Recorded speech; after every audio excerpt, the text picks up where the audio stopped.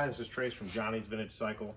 What we have here is what we believe to be 1930 to 1936 74-inch and 80-inch flathead wheel. One thing we want to show are the spokes and the size. So we're going to take a measurement here. You can see the measurement is 0.206. Take another one. 0.2270. Thickness up here, 0.1735.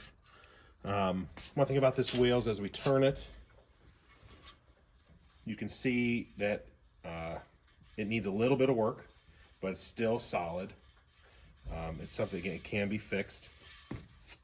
So if we look in here, if you look in these teeth, this is a nice surface in here. It's not rusty. It's not gooned up.